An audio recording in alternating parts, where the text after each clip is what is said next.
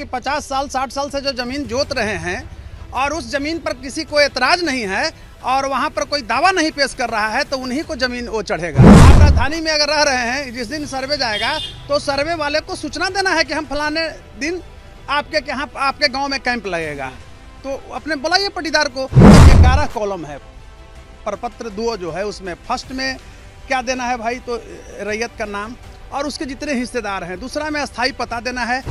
Havoc तैयार किया गया है, उनको डराया जा रहा है और डरा रहा है कौन, बिचौलिया दलाल। देखिए तो पूरे बिहार में भूमि सर्वेक्षण का काम चल रहा है और ऐसे में कई लोग काफ़ी ज़्यादा परेशान हैं और यह मुद्दा जो है काफ़ी ज़्यादा तुल पकड़ा हुआ है। लोगों का यह साफ कहना है कि किन किन कागजातों को हम लेके जाएंगे तब हमारा ज़मीन हमारे नाम पे होगा, या फिर कई सारे कागज़ जो हैं भूले भटके हैं, तो इसको लेकर क्या करेंगे। तमाम अनेक सवालों को लेकर डॉक्टर कौशलेंद्र नारायण पटना हाईकोर्ट के जाने माने अधिवक्ता के पास हम पहुंचे हैं, जुड़ेंगे, बात करेंगे। कौशलेंद्र जी, क्या कहिएगा जिस तरीके से भूमि सर्वेक्षण का काम बिहार में हो रहा है और लगातार इसको लेकर लोग परेशान हैं। देखिए, परेशान होना एक स्वाभाविक प्रक्रिया है, इससे हम डिनाई नहीं कर सकते हैं। लेकिन सर्वप्रथम मैं धन्यवाद देता हूं आपको और आपके चैनल को कि आप किसानों के बीच में हमारी जो लीगल बात है उसको ले जाना चाहते हैं, तो उसके लिए पुनः एक बार मैं शुक्रिया अदा कर रहा हूं। रही बात सर्वे की, तो किसान को परेशान होने की भी ज़रूरत नहीं है। परेशान तो है लेकिन ज़रूरत नहीं, इसलिए कि जितना हैवक तैयार किया गया है उनको डराया जा रहा है और डरा रहा है कौन, बिचौलिया दलाल।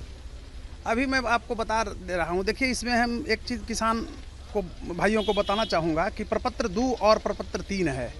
प्रपत्र 3 जो है उसमें ये देखिए, वंशावली अधिनियम की धारा 5 के तहत वंशावली इसमें देना है। दूसरी तरफ ये जो है, ये नियम उपनियम जो 1 है उसके तहत प्रपत्र 2 भरना है। इसमें 11 कॉलम है। प्रपत्र 2 जो है उसमें फर्स्ट में क्या देना है भाई, तो रैयत का नाम और उसके जितने हिस्सेदार हैं। दूसरा में अस्थाई पता देना है। हाँ, एक चीज़ ज़रूर है कि उनको आधार कार्ड भी रखना है। तीसरा जो है खाता है। चौथा कॉलम में जो है खेसरा भरना है, रकबा भरना है 5वां में, और उसके बाद 6ठा में जो है जो कॉलम उसमें चौहद्दी भरना है। फिर 7वां में किस्म ज़मीन का देना है कि किस किस्म का ज़मीन है, और 8वां जो है शेष को छोड़कर लगान क्या है इसका, जमाबंदी संख्या देना है आपको, जिसको मोटेशन कहते हैं हम लोग 9वीं एक कॉलम में। 10वां में जो है भूमि पर दावा का अधिकार यथा उत्तराधिकार से मिला है, क्रय है, बंदोबस्त है या किस तरह से मिला है, ये 10वां में आपको भरना है। 11वां में अगर कोई और त्रुटि है, चाहे जो भी है, अभियुक्ति क्या है, अभियुक्ति को दर्शाना है। अब मैं एक चीज़ आपको बताना चाहता हूँ। सर्वप्रथम आप ही लोग न्यूज़ वाले, अन्यथा इसको नहीं लेंगे, इतना किसान को आप लोग डरा दिए हैं अपने अपने चैनल के माध्यम से कि किसान बेचारा बेचैन हो गया है। मैं कहना चाहता हूं कि डरने की बात नहीं है। यह जो 20 अगस्त से जो शुरू हुआ है सर्वे, यह शायद और लोगों को पता है या नहीं, मैं नहीं कह सकता हूं कि पता नहीं है, लेकिन आपको मैं बता रहा हूं कि ऑलरेडी पहले 20 जिला में हो चुका है। खासकर मैं जहानाबाद ये सब जिला में हो चुका है। ठीक है, जहानाबाद में कुछ प्रखंड छूट गए हैं, जैसे 3 प्रखंड छूट गए हैं, 5 प्रखंड में हो गया है। आपको मैं बता रहा हूँ, तो डरने की जरूरत नहीं। हाँ, एक चीज़ जरूर किसान भाई परेशान हैं कि ये जो बहाल हुआ है रेवेन्यू विभाग से, ये सब उचक्का बहाल हो गया है। इसकी सैलरी 12-14 हज़ार है, लेकिन ये कमा रहा है डेली 50 हज़ार। किसान को डरा डरा करके, जो किसान बेचारा भर रहा है उसका खाता नंबर गलत कर दे रहा है, प्लॉट नंबर गलत कर दे रहा है और फोन कर करके पैसा मंगवा रहा है। धांधली मतलब मचाए हुए है। कौशलेंद्र जी, जिस तरीके से कई सारे दस्तावेजों को लेकर सवाल उठते हैं, कई सारा दस्तावेज भूमि सर्वेक्षण में लग रहा है, तो ऐसे में जिनके पास कुछ ही दस्तावेज है, कुछ नहीं है, तो ऐसे में वो लोग क्या करें। जैसे उसका भी तो मापदंड है ना कि आपके पास क्या है क्या नहीं है, तो वो कहीं ना कहीं आपके पास नहीं है, आपके नेबर के पास है, तो उससे भी सपोर्ट इसमें है। और एक चीज़ मैं बता रहा हूँ कि 50 साल 60 साल से जो ज़मीन जोत रहे हैं और उस ज़मीन पर किसी को एतराज़ नहीं है और वहाँ पर कोई दावा नहीं पेश कर रहा है, तो उन्हीं को ज़मीन वो चढ़ेगा। इस प्रपत्र में उन्हीं का चढ़ेगा और सर्टिफिकेट भी मिलेगा, आपको मैं बता रहा हूँ। लेकिन मैं एक चीज़ और कहना चाहता हूँ कि जिस तरह से किसान भाइयों को ये सब जो कानूनगो के स्तर से छोटे छोटे कर्मचारी है जिस तरह से परेशान कर रहा है, तो उनको उनकी जो परेशानी हो रही है, यही मतलब सबसे बड़ी प्रॉब्लम है इस सर्वे में। दूसरी चीज़ मैं किसान भाइयों से कहना चाहता हूँ कि आज कुछ लोग ऐसे भी बोलते हैं, मैं खुद बता रहा हूँ कि विदेश चले गए हैं उनके परिवार। अरे भाई, कोई परिवार का सदस्य है ना तो वंशावली के आधार पर वो करा सकता है। कह रहे हैं कि पटना में है, एक और लोग पूछे थे तो पटना में कौन है? आप राजधानी में अगर रह रहे हैं, जिस दिन सर्वे जाएगा तो सर्वे वाले को सूचना देना है कि हम फलाने दिन आपके यहाँ आपके गाँव में कैंप लगेगा, तो अपने बुलाइए पटीदार को, आपके जो रिलेटिव्स बाहर हैं उनको बुलाइए और सर्वे करवाइए। तीसरी चीज़ मैं आपको बता रहा हूँ, सबसे बड़ी जो त्रुटि है कि इसमें बिचौलिया इतना किसान लोगों को डरा दे रहा है। ऐसा कुछ नहीं है, बोल रहा है जमीन छीन लेगा, ये छीन लेगा, कुछ नहीं है। अब तो आपको फायदा होगा ना भाई कि पूर्वजों से जमीन साथे आ रहा है, उस जमीन को आप पार्टिकुलर बेच नहीं सकते थे। किसी तरह का परेशानी में पड़ गए, बिजनेस करना चाहते हैं, माफियाओं पे भी गाज गिर सकती है एकदम। आज पटना में लीजिए भाई, अर्बनाइजेशन का सबसे बड़ा रूप राजधानी है पटना, एक जमीन को 3-3 आदमी बेच दे रहा है। कौशलेंद्र जी, भूमाफियाओं पर गाज गिरने की बात हो रही है। देखा जाए तो आपने ही बताया कि पैसा मांगा जा रहा है जो कानूनगो हैं उनके द्वारा, तो ऐसे में वो लोग पैसा मांगेंगे तो कैसे भूमाफियाओं पर गाज गिरेगी? देखिए, मैं एक चीज़ बताना चाहता हूँ, किसान उसके लिए ऊपर जा सकते हैं, वो भी केस रजिस्टर्ड करा सकते हैं। BNS और में जो प्रावधान आया उसके तहत केस रजिस्टर्ड करा दें कि फलाना कर्मचारी ने गलत किया और इतना पैसा मांग रहा हो, थाना में मदद करें, वो लोग सब डर जाएगा। लेकिन वो किसान पैसा भी देना बेचारा मजबूरी में, इसलिए कि उतना तो तेज वो है नहीं। गांव कहीं बिचौलिया लगा हुआ है, कानूनगो से मिला हुआ है, एक कानूनगो 55 करोड़ रुपया कमाया है इसमें, आपको मैं बता रहा हूँ।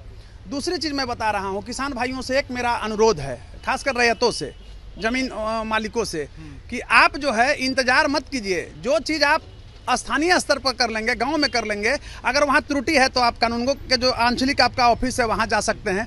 उसके बाद फिर ऊपर आप बंदोबस्त, जिला बंदोबस्त पदाधिकारी के यहाँ जा सकते हैं। आप हाई कोर्ट और सुप्रीम कोर्ट में नहीं आ सकते हैं, बहुत कठिनाई हो जाएगा। आने का राइट है लेकिन लंबी मुकदमा चलेगी, खर्च भी आपको लगेगा, आपको हर तरह से आर्थिक दोहन होगा, खर्च तो बैठेगा ना भाई। कौशलेंद्र जी, पैतृक बाप दादा का अगर किसी का संपत्ति है और ऐसे में उसके पास कोई कागजात नहीं है, वो लोग भी काफी परेशान है, वो लोग पूछते हैं हम क्या करें, तो उन लोगों को लेकर क्या प्रावधान? वो सब उसमें आ जाएगा। एक और समस्या है, मैं आपको बता रहा हूँ। समस्या है कि जमीन वो आपका है और बदलैन भरवली हो गया था आपके दादाजी से कि ये जमीन हम जोतेंगे, वो आप जोतिएगा, तो अब तो क्लियर होगा ना, वो आपके नाम पर चढ़ेगा। आप अपना प्लॉट पर जाइए, जिनको बदल के दिए हैं वो अपना प्लॉट पर जाएंगे। अब बाद में फिर कम्बिनेशन कोर्ट से कीजिए, जो दावा उस जमीन पर कैसे करेगा? उसके रिकॉर्ड है, सब है, खाता खेसरा नंबर है, ऐसा नहीं है। ये कैसे दावा कर सकता है?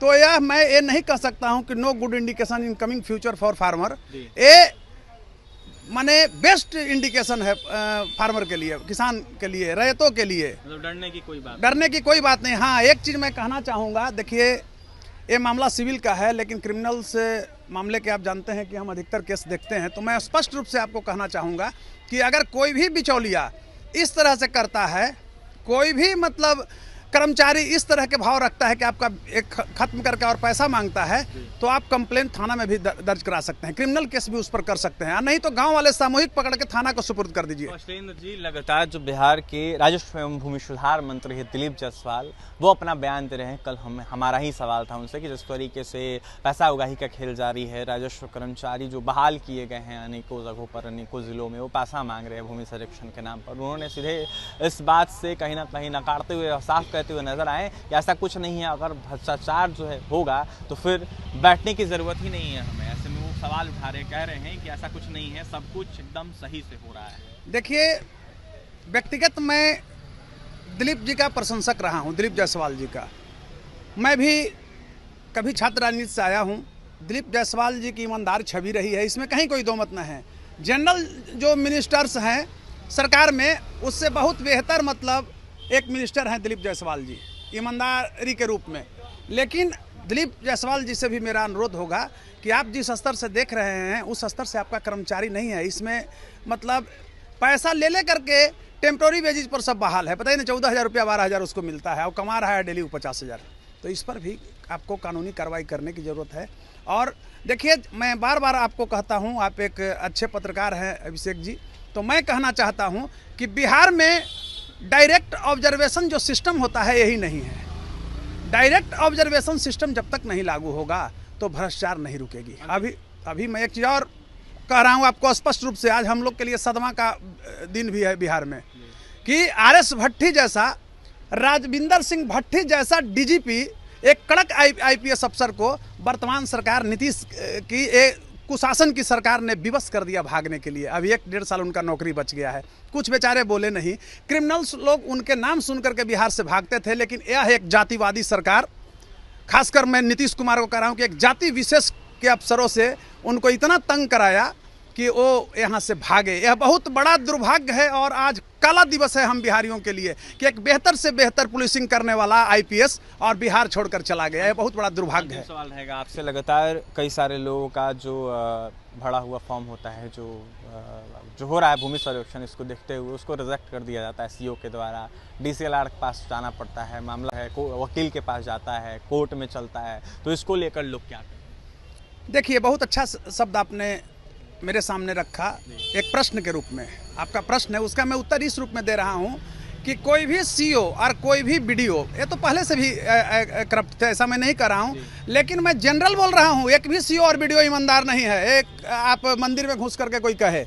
इसलिए और खासकर नीतीश सरकार में तो सब संपोषित सीओ बीडीओ है, सब जो है से 2 नंबर का बहाल है और नीतीश जी द्वारा प्रदत्त है, तो ये तो ईमानदार हो ही नहीं सकता है। पैसा दे के आया है। यही कि ना आईएसआर रंजीत कुमार सिंह, जो अभी गुजरात कैडर में, वही मैं आंदोलन किया तो यहाँ से ट्रांसफर भगाया गया, उसने 700 डिप्टी कलेक्टर बहाल किया 70-70 लाख रुपया लेकर के। तो 70 लाख रुपया लेकर के दे करके बहाल होने वाला क्या वह गरीब का बच्चा है? नीतीश जी के जात का ही गरीब होगा, उसके बच्चा को बहाली हुआ है। जो सक्षम है वो पैसा देता है। तो गरीबों की मैं लड़ाई लड़ता हूँ कि गरीबों की कोई जाति नहीं होती है और जातिवादी व्यक्ति कभी समाज का विकास नहीं कर सकता है। मैं बार बार आपको कहता हूँ। अब मेरे लिए साफ कहना है कि अगर किसी भी जाति का अगर अपराधी है और भ्रष्टाचारी है तो वह जाति से बहिष्कार होना चाहिए। देखिए, गांव में क्या था पहले, मैं एक स्पष्ट रूप से आपको कहना चाहूँगा कि अगर चोर डकैत जाता था तो लोग कहता था कि चोरवा जा रहा है। अभी क्या है, गाँव के देखते हैं माहौल कि बैंक लुटेरा, चोर डकैत भ्रष्टाचारी गाँव में जाता है। अगर फॉर्चूनर से गया राइफल लेके जा रहा है तो उसको लोग कह रहा है कि अरे फलना देखना ही कितना आगे बढ़ गया। तो इस मानसिकता को जनता को भी बदलना होगा, समझ रहे हैं ना। और जब तक जनता नहीं बदलेगी तो not only the government but the public also is guilty. इसके लिए पब्लिक ही दोषी है। और सीओ की बात कर रहे हैं, मैं मानता हूं, लेकिन एक चीज और खुशखबरी मैं दे रहा हूं कि यह सर्वे में मोटेशन का भी प्रावधान तुरंत हो रहा है।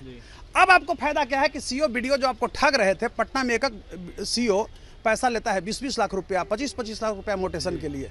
तो this is being my loss, who will fulfil? कहीं ना कहीं तो लोग परेशान होकर के नहीं दे रहे हैं। कर्ज ले लेकर 1 कट्ठा, देखिए जमीन खरीदता है लोग कर्ज लेकर के, पूरे जिंदगी का कमा करके आधा कट्ठा, 10-20 कट्ठा वाले माफिया होते हैं। 1 कट्ठा आधा कट्ठा ले, उसमें भी ये लोग 50,000 1 लाख रुपया मोटेशन में ले रहा है। तो ये सब चीज़ रुकेगी, ये गुड है चीज़। हाँ ठीक है, वकील साहब आप बोल रहे हैं वकील के पास भी खर्च होता है, तो आप ये समझिए कि वकील साहब न्याय के लिए पढ़ते हैं, वो LLB कर करके न्याय दिलाने के लिए। तो वो तो पूर्ण रूप में डिपेंडेंट उसी पर हैं। अच्छा काम करेंगे, अच्छा मुकदमा लड़ेंगे, उनके पास भीड़ है। तो कहने का अभिप्राय मेरा आया है कि यह आपकी सोच है, इसे थोड़ा सा बदलना पड़ेगा और जनता को भी बदलना पड़ेगा। वकील साहब उस मूवमेंट में नहीं हैं, उस मूवमेंट में सीओ बीडीओ साहब अति भ्रष्ट हैं और वो भी न्याय के लिए हमारे ही पास आते हैं, मैं आपको बता रहा हूँ। तो मैं बिहार की जनता से, खासकर रैयतों से मैं कहना चाहूँगा कि चुप मत कीजिए, आप गांव स्तर पर ही अपनी समस्या का समाधान कर लीजिए। बाद में आप बंदोबस्त पदाधिकारी भी आपको ठगेंगे। मैं स्पष्ट रूप से बीइंग ए लायर और उसके अलावा एक जिम्मेवार नागरिक के रूप में मैं आप लोग को, आपके चैनल के माध्यम से आम जनमानस को, रैयतों को, किसानों को मैं संदेश देना चाहता हूं और लीगल जानकारी देना चाहता हूं कि बाद में आप हाई कोर्ट, सुप्रीम कोर्ट दौड़ते रहेंगे, बहुत आपको परेशानी होगी। क्योंकि 1905 का जो सर्वे का रूप था वो आज तक नहीं चढ़ा है ज़मीन। 62 से 67 का दौर रहा, वो भी बड़ा मतलब रिस्ट्रिक्टेड और ये रहा, सस्पेंस युक्त रहा। इसलिए रैयत लोग को मैं कहना चाहता हूं कि आप अपने ज़मीन का जमाबंदी और पेपर जो है वो गांव स्तर पर ही सब जमा करके और अपनी समस्या का समाधान निकाल लें, नहीं तो बाद में बहुत परेशानी होगी। देखिए, बाद में बहुत परेशानी होगी। अपने गांव स्तर पर कहीं ना कहीं ज़मीन का जो भी पेपर है वो निकाल लें। तमाम जो किसान लोग हैं, ऐसे में कौशलेंद्र नारायण पटना हाई कोर्ट के जाने माने अधिवक्ता थे। उस तरीके से भूमि सर्वेक्षण पूरे बिहार में हो रहा है, इसको लेकर अपनी बातें रख रहे थे। क्या कुछ कह रहे थे, क्या कुछ लगेगा, किस किस डॉक्यूमेंट को देखते हुए कहाँ कहाँ फॉर्म में भरना है, ये तमाम डिटेल्स बता रहे थे। तो वहीं क्या कुछ करते आपने सुना है। और भी तमाम खबरों के लिए बने रहें हमारे साथ। कैमरे से सहयोग विकास, बहुत बहुत धन्यवाद।